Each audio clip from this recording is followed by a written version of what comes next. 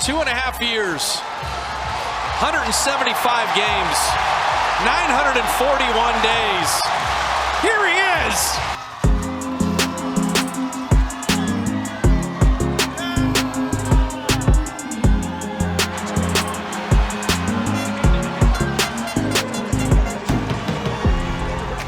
With just about a week left until training camp, it won't be much longer until the NBA is in full swing. While many teams will be getting their first look at a new backcourt to start the season, the Warriors will be returning to the most devastating duo to ever grace theirs or any other NBA team's backcourt. The Splash Brothers are back, baby, and this means only three things: wins, wins, wins. The last 3 seasons have seen the Warriors start with a number of different lineups that included players like D'Angelo Russell, Glenn Robinson II, Alec Burks, and Gary Payton III. Not to be confused with Gary Payton II. With the many iterations, despite some of these guys playing alongside Stephen Curry at times, the success was limited. The player that had the most success, surprisingly, was the Warriors' very own drafted player, Jordan Poole. The success with Poole was so incredible, the Warriors stormed out of the gate to the top of the Western Conference ladder. Turns out we needed that start because the team faltered a bit when Klay initially returned to the floor and immediately took over the starting role from Jordan Poole mid-season. The results showed this definitely was not the most ideal scenario, and the reason for this is the basis of this video. It's been 7 years since the Splash Brothers headlined this Golden State Warriors team, and aside from the dominating Western Conference Finals series against the Portland Trail Blazers, we haven't really seen them operate in that element with both players at 100%. That is going to change when we begin the 2022 to 2023 NBA season, and there is a lot to be excited for on Tuesday, October 18th, when the Dubs take on the Los Angeles Lakers at home in Chase Center. While last season was the lowest three-point percentage of Klay Thompson's career, as well as the first time he's fallen below 40% shooting for the year, he attempted and made more threes per game than at any other time in his career, with 9.3 attempts and 3.6 makes in 29 minutes on the floor. To take that a step further, that's 5 less minutes per game than he's played the 3 seasons prior to injury. This matches the eye test from what we saw from Klay Thompson in-game, as he seemed to put up a shot almost every possession. Some were certainly forced, causing him to get a ton of criticism from fans and simps alike. In the games where he was on fire, this was great. For example, both Klay and Poole combined for 68 points against the Milwaukee Bucks in Chase Center in a 13-point win. Klay by himself went off for 38 points in one of his best performances off the 32 games he played during the season. Klay's comeback was not as electric as some had hoped, but I wouldn't be too concerned about a 32-year-old player whose game is predicated around shooting. What you can be somewhat concerned about, however, is his ability to defend at the level we've seen Klay defend in prior years. Typically, Klay has guarded the opposing team's best guards, Damian Lillard and Kyrie Irving among others. At this point in his career, post-injury, he might be tasked with guarding players like Devin Booker or CJ McCollum. Slower guards that are less able to get by him on a drive, Luka Doncic for example. Pre-injury, he was an incredible all-NBA defender. This combined with his shooting is what has historically made the Warriors so good. With Steph, Klay, and Dre on the floor, the Warriors had 2 elite shooters, 2 elite defenders, 2 elite facilitators, and 3 players that didn't need the ball in their hands to be effective. This trio is an absolute goldmine for the franchise. This is why Kerr immediately started Klay back from injury. While the Warriors went on to lose a few games when this happened, a lot of those losses can be attributed to the loss of Dre. While Klay did contribute to the Warriors losing in some capacity, we have to understand that coming back from 2 years not playing in the NBA, it takes some getting used to. Fortunately, he was able to help the Warriors in clutch moments to bring home the latest Larry O'Brien trophy. Now what comes next is the fun part. Klay has been celebrating the championship and doing, well, what any of us would be doing if we were on vacation and had millions of dollars.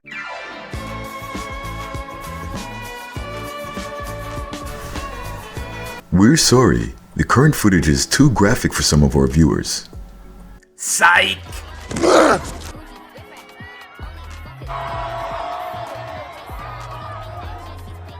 That said, he seems quite excited about next season and had this to say: "I'm looking forward to the summer, but I can't wait for the next season to start.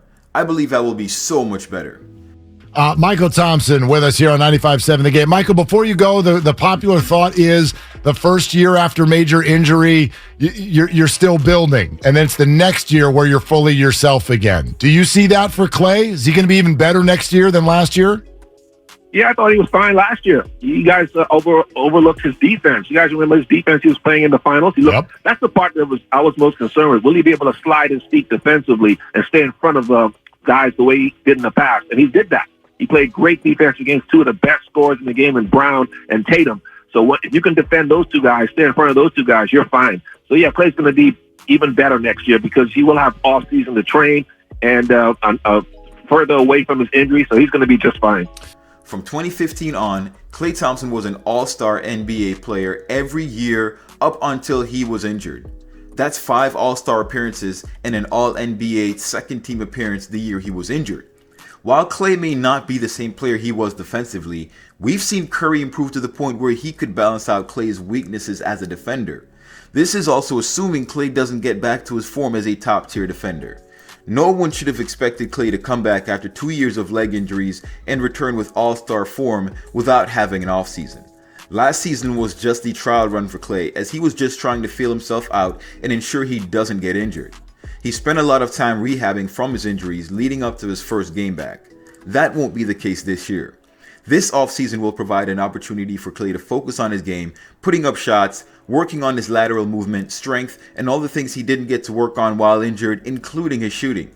This will give him the kickstart he needs. He'll be ready for training camp alongside Steph and Dre from the get-go, giving these guys as much time as they'll ever need to get back in a rhythm.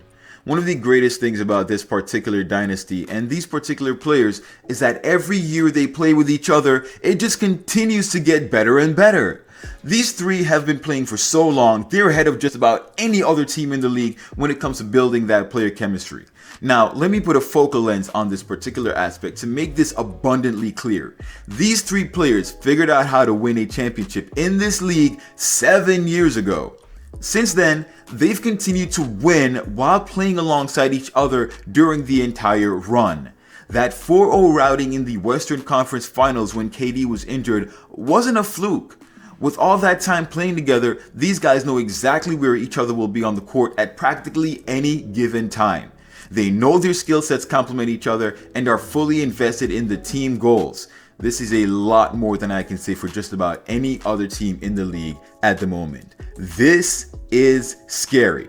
What I haven't mentioned yet is that despite playing fewer minutes, Klay averaged more rebounds than he did before. He averaged more assists than he's ever had. He's averaged even less turnovers than he has ever had in his entire career. Let me make it clear for those of you in the back. When you put this together with the shots that Klay attempted last season, you realize something. Klay Thompson's game has expanded. He's become an even bigger asset to the Warriors than he has been in the past. When the only thing you can knock Klay Thompson for is his shooting, that man is doing something right. I mean, think about this. Klay Thompson, with some of the craziest attempts, hit just under 39% from 3 after 2 years of not playing in the NBA and a ton of rehab. And that is a disappointment. Well, while you're over there getting ready to knock his shooting, get a load of this. Despite how good he already is, his shooting will get even better. This is the first season that Klay has shot over 90% from the free throw line. That is a big sign of things to come. His 3-point field goal percentage will most definitely go back up to the 40s, as shooting is one aspect that just gets better with time. Not to mention, this year was quite the outlier. They don't call him the Human Torch for no reason. While Klay was sidelined, he worked on different aspects of his game. We saw the increase in free throw shooting, but it doesn't stop there.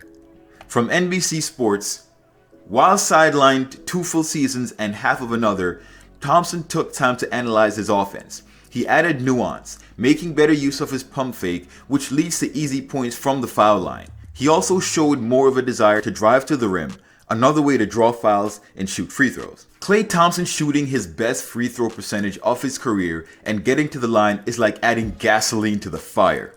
One thing I noticed about his game is his ability to get off shots most players wouldn't dare attempt. Klay once said, "I get paid to shoot. That's what I do." He has got a quick trigger. so expect him to heave the ball into the basket every chance he gets. Besides, what else are you supposed to do as a shooting guard? He's either going to draw more fouls or guys are going to have to leave him more open. Neither of which are good options, especially with the alternative. This gets even worse when you factor in the 3-guard lineup of an emerging Poole with Steph and Klay. Guys moving off ball and Draymond dishing with Wiggins locking up.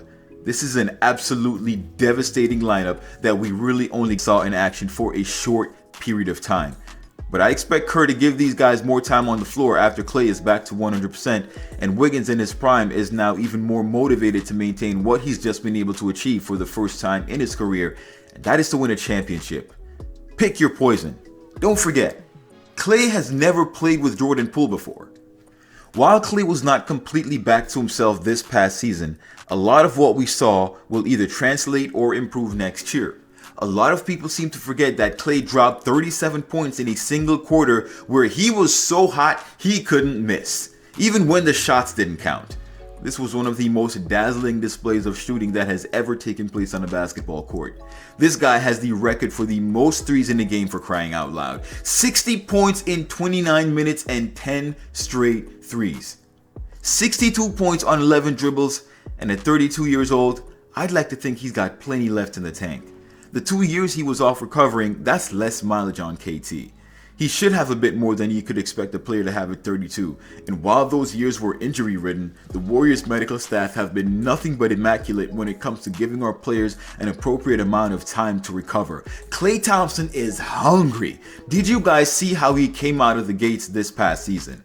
I fully expect Klay to be back next season with a loaded arsenal. He might start cooking a little bit further down in the season, around the December-January mark, but once he finds that shot, it is over. While Steph Curry is the greatest shooter that ever lived, absolutely no one can get hotter than Klay Thompson. Without a doubt, I'm expecting to see fireworks from the Splash Brother in this upcoming season. This is the return of Klay Thompson. Thanks for watching. Till next time, swish. Shit pack word, I'm a player, the real player. I don't give a prayer, man, fuck a naysayer. I block so hard, sweetie get served. Call me Lonzo Ball, bitches get swerved. Usual.